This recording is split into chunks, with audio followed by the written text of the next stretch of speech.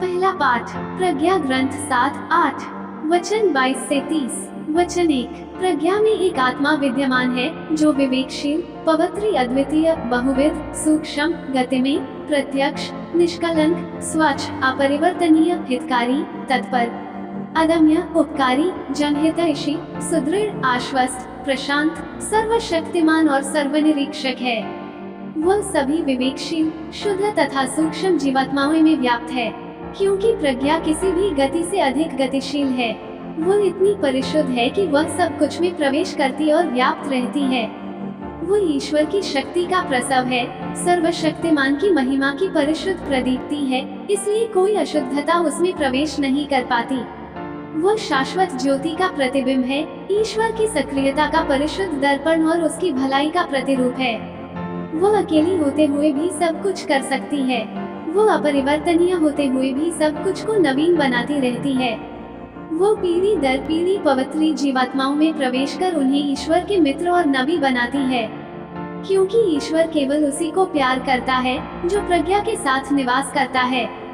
प्रज्ञा सूर्य से भी रमणीय है, सभी नक्षत्रों से श्रेष्ठ है और प्रकाश से भी बढ़कर है, क्योंकि प्रकाश रात्रि के सामने दूर हो जाता है, किंतु प्रज्ञा पर दुष्टता का वश नहीं चलता। प्रज्ञा की शक्ति पृथ्वी के एक छोर से दूसरे छोर तक सक्रिय है और वह सुचारू रूप से विश्व का संचालन करती है। सुसमाचार संत लूकस 17 वचन 20 से 25। जब फरीसियों ने उनसे पूछा कि ईश्वर का राज्य कब आएगा, तो ईसा ने उन्हें उत्तर दिया, ईश्वर का राज्य प्रकट रूप से नहीं आता। लोग नहीं कह सकेंगे, देखो वह यहाँ है, अथवा देखो वह वहाँ है, क्योंकि ईश्वर का राज्य तुम्हारे ही बीच है।